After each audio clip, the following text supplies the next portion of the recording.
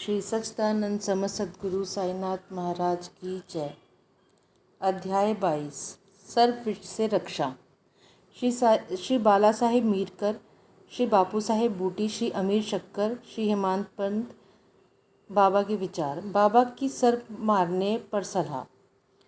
श्री साईं बाबा का ध्यान कैसे किया जाए, उस सर्वशक्तिमान की प्रकृति अगाध है, जिसका वर्णन करने में वेद और सहस्त्रमुखी शेषनाग भी अपने को असमर्थ पाते हैं। भक्तों की रुचि स्वरूप वर्णन से नहीं, उनकी तो दृढ़ धारणा है कि आनंद की प्राप्ति केवल उनके श्री चरणों से ही संभव है। उनके चरण कमलों के ध्यान के अतिरिक्त उन्हें अपने जीवन के सर्वोच्च लक्ष्य की प्राप्ति का अन्य मार्ग विदित ही नहीं। हेमंत पंत भक्ति और ध्यान का जो एक अति सरल मार्ग सुझाते हैं, वह है कृष्ण पक्ष के आरंभ होने पर चंद्र कलाएं दिन प्रतिदिन घटती जाती हैं तथा उनका प्रकाश भी क्रमशः क्षीण होता जाता है और अंत में अमावस्या के दिन चंद्रमा के पूर्ण विलीन रहने पर चारों ओर निशा का भयंकर अंधेरा छा जाता है। परंतु जब शुक्ल पक्ष का आरंभ होता है तो लोग चंद्र दर्शन करने के लिए अति उत्सुक हो जाते हैं।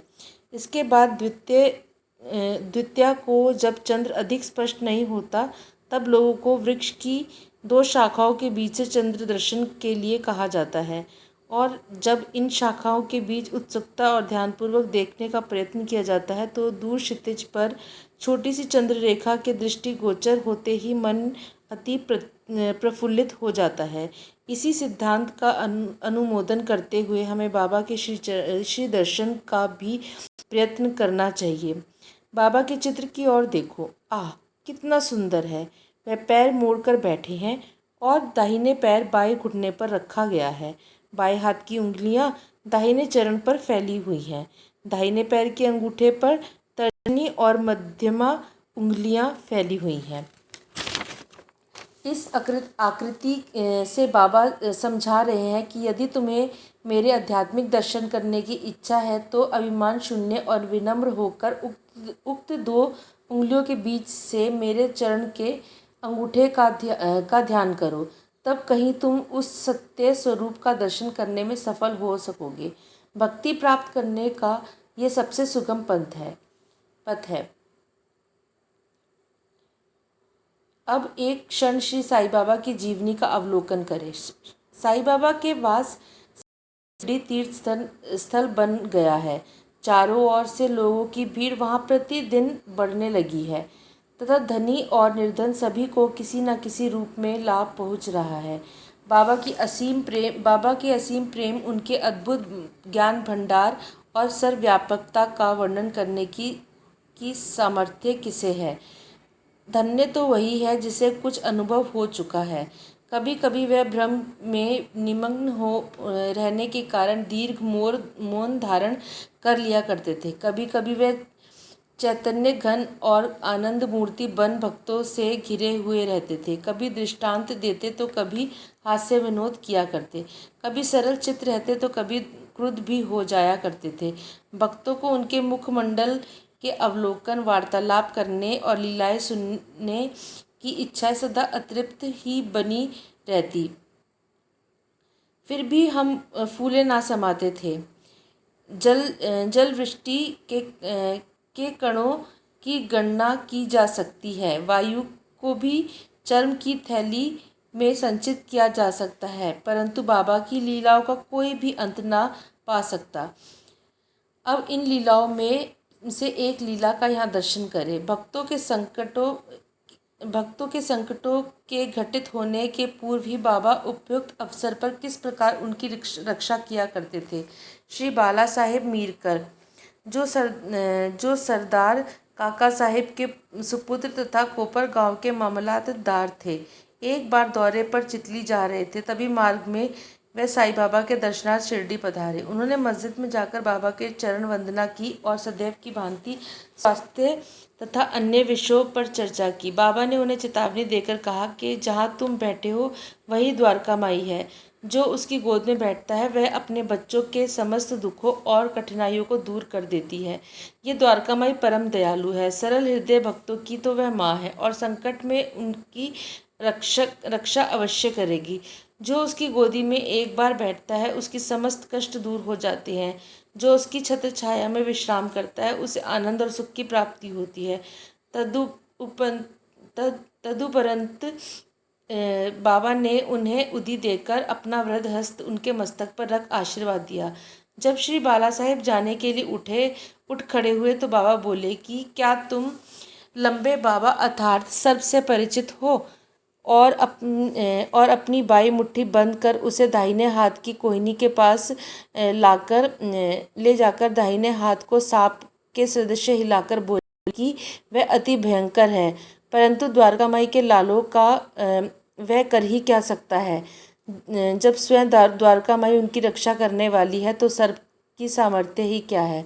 वहाँ उपस्थित लोग इसका अर्थ था मीरकर को इस प्रकार चेतावनी देने का कारण जानना चाहते थे, परंतु पूछने का साहस किसी में भी नहीं था। बाबा ने श्यामा को बुलाया और बाला साहेब के साथ जाकर चितली यात्रा का आनंद लेने की आज्ञा दी। तब श्यामा ने जाकर बाबा का आदेश बाला साहेब को सुनाया। वह बोले कि मार्ग में असुविधा बहुत है अतः आपको व्यर्थ ही कष्ट उठाना उचित नहीं है। बाला साहेब ने जो कुछ कहा वह श्यामा ने बाबा को बताया। बाबा बोले कि अच्छा ठीक है, ना जाओ। सदैव उचित अर्थ ग्रहण कर श्रेष्ठ कार्य ही करना चाहिए। जो कुछ होने वाला है सो तो होकर ही रहेगा। बाला साहेब ने पुनः विचार कर श्यामा को अपने साथ चलने के लिए कहा। तब श्यामा पुनः बाबा की आज्ञा प्राप्त कर बाला साहेब के साथ तांगे में रवाना हो गए। वे 9 बजे चितली पहुंचे और मारुति मंदिर में जाकर ठहरे। ऑफिस के कर्मचारी गण अभी नहीं आए थे। इस कारण वह यहाँ वहाँ की चर्चाएं करने लगे। बाला साहेब दैनिक पत्र पढ़ते हुए चटाई पर शांतिपूर्वक बैठे हुए थे। उनकी धोती का ऊपरी सिरा कमर पर पड़ा हुआ था। उसी के एक भाग पर एक सर्प बैठा हुआ था। किसी का भी ध्यान उधर न था। वह सी करता हुआ आगे रेंगने लगा। यह आवाज़ सुनकर चपरासी दौड़ा आया और लालटेन ले आया। सर्प को देखकर वह सांप सांप कहकर उच्च स्वर में चिल्लाने लगा। तब बाला साहेब अति भयभीत होकर कांपने लगे। श्यामा को भी आश्चर्य हुआ। तब वह तथा अन्य व्यक्ति वहाँ से धीरे धीरे हटे और अपने हाथों में लाठियाँ ले ली। सर्प धीरे धीरे कमर से नीचे उतर आया। सब लोगों ने उसका तत्काल ही प्राणंत कर दिया। जिस संकट की बाबा ने भविष्यवाणी की थी वह टल गया और साई चरणों में बाला साहेब का प्रेम दृढ़ हो गया। बापू साहिब बूटी। एक दिन महान ज्योतिषी श्री नाना साहेब डोंगले ने बापू साहिब बूटी से, जो उस समय शिरडी में ही थे, कहा, आज का दिन हमारे लिए अत्यंत अशुभ है और तुम्हारे जीवन को संकटप्रद है। ये सुनकर बापू साहिब बड़े अधीर हो उठे। जब सदैव की भांति वे बाबा के दर्शन करने गए तो वे बोले कि ये नाना क्या कहते हैं। वे तुम्हारी मृत्यु की भविष्यवाणी कर रहे हैं, परंतु तुम्हें भयभीत होने की किंचित मात्र भी आवश्यकता नहीं। उनसे दृढ़तापूर्वक कह दो कि अच्छा देखे काल मेरा किस प्रकार अपहरण करता है। जब संध्या समय बापू अपने शौच गृह में गए तो वहाँ उन्हें एक सर्प दिखाई दिया। उनके नौकर ने भी सर्प को देख लिया। उसे मारने को एक पत्थर उठाया। बापू साहब ने एक लंबी लकड़ी मंगवाई, परंतु लकड़ी आने से पूर्व ही वह सांप दूरी पर रेंगता हुआ दिखाई दिया और तुरंत ही दृष्टि से ओझल हो गया। बापू साहिब को बाबा के अभयपूर्ण वचनों का स्मरण हुआ और बड़ा ही संतोष हुआ। अमीर शक्कर कोरले गांव का निवासी था, जो कोपरगांव तालुका में है।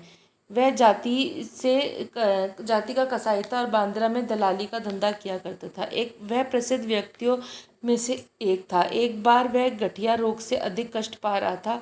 जब उसे खुदा की स्मृति आई तब काम धंधा छोड़कर वह शिरडी आया और बाबा से रोग निवारण की प्रार्थना करने लगा। तब बाबा ने उसे चावड़ी में रहने की आज्ञा दी। चावड़ी उस समय एक अस्वस्थकारक स्थान होने के कारण इस प्रकार के रोगियों के लिए सर्वथा अयोग्य थी। गांव का अन्य कोई भी स्थान उसके लिए बेहतर होता, परंतु बाबा के शब्द तो निर्णयात्मक तथा मुख्य औषधि स्वरूप थे। बाबा ने उसे मस्जिद में ना आने दिया और चावड़ी में ही रहने की आज्ञा दी।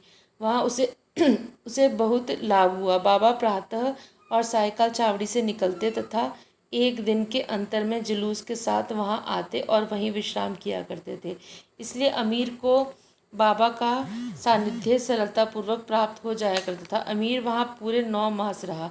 जब किसी अन्य कारणवश उसका मन उस स्थान से उब गया, तब एक रात्रि को वह चोरी से उस स्थान को छोड़कर कोपरगांव की धर्मशाला में जा ठहरा। वहाँ पहुंचकर उसने वहाँ एक फकीर को मरते हुए देखा तो पानी मांग रहा था। अमीर ने उसे पानी दिया, जिसे पीते ही उसका देहांत हो गया। अब अमीर किंग कर्तव्य मूढ़ हो गया। उसे विचार आया कि अधिकारियों को इसकी सूचना दे दूं तो मैं ही मृत्यु के लिए उत्तरदायी ठहराया जाऊंगा, और प्रथम सूचना पहुंचाने के नाते कि मुझे अवश्य इस विषय की अधिक जानकारी होगी, इस सबसे प्रथम मैं ही पकड़ा जाऊंगा। तब बिना आज्ञा शिरडी छोड़ने की उतावली पर उसे बड़ा पश्चाताप हुआ। उसने बाबा से मन ही मन प्रार्थना की और शिरडी लौटने का निश्चय कर उसी रात्रि बाबा का नाम लेते हुए पौ फटने से पूर्व ही शिरडी वापस पहुंचकर चिंता मुक्त हो गया। फिर वह चावड़ी में बाबा की इच्छा और आज्ञा अनुसार ही रहने लगा और शीघ्र ही रोग मुक्त हो गया। एक समय ऐसा हुआ कि अर्धरात्रि को बाबा ने जोर से पुकारा कि ओ अब्दुल, कोई दुष्ट प्राणी मेरे बिस्तर पर चढ़ गया है। अब्दुल ने लालटेन लेकर बाबा का बिस्तर देखा, परंतु वहाँ कुछ भी नहीं दिखा। बाबा ने ध्यानपूर्वक सारे स्थान पर निरीक्षण करने को कहा और अपना सटका भी ज़मीन पर पटकने लगे। बाबा की यह लीला देखकर अमीर ने सोचा कि हो सकता है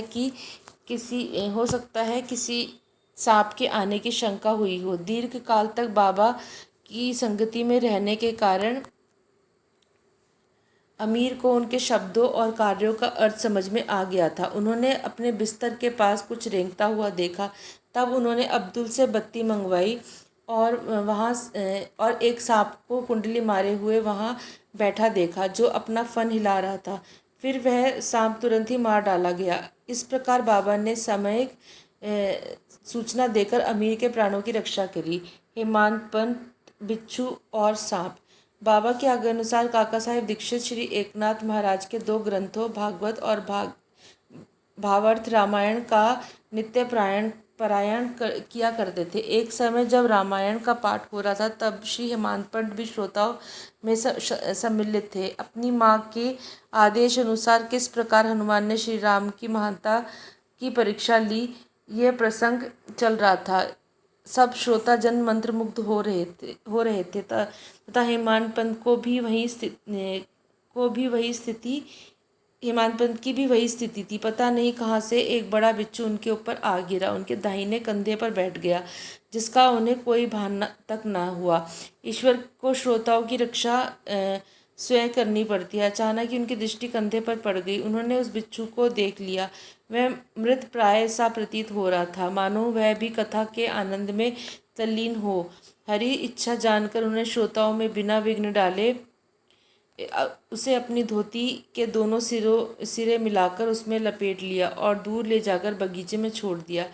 एक अन्य अवसर पर संध्या समय काका साहेब वाड़े के ऊपरी खंड में बैठे हुए थे। तभी एक सांप खिड़की की चौखट के एक छिद्र में से भीतर घुस आया और कुंडली मारकर बैठ गया। बत्ती लाने पर पहले वह थोड़ा चमका, फिर वही चुपचाप बैठा रहा और अपना फन हिलाने लगा। बहुत से लोग छड़ी डंडा लेकर वहाँ दौड़े, परंतु वह एक ऐसे सुरक्षित स्थान पर बैठा था जहाँ उस पर किसी के प्रहार का कोई भी असर न पड़ता था। लोगों का शोर सुनकर वह शीघ्र ही उसी छिद्र में से अदृश्य हो गया। तब कहीं सब लोगों की जान में जान आई। बाबा के विचार। एक भक्त मुक्ताराम कहने लगा कि चलो, अच्छा ही हुआ जो एक जीव बेचारा बच गया। श्री मानपंड ने उसकी अवहेलना कर कहा कि सांप को मारना ही उचित है। वह इस कारण इस विषय पर वाद विवाद होने लगा। एक का मत था कि सांप तथा उसके सदस्य जंतुओं को मार डालना ही उचित है, किंतु दूसरे इसके विपरीत मत था। रात्रि अधिक हो जाने के कारण किसी निष्कर्ष पर पहुंचने बिना ही उन्हें विवाद स्थगित करना पड़ा। दूसरे दिन यह प्रश्न बाबा के समक्ष लाया गया।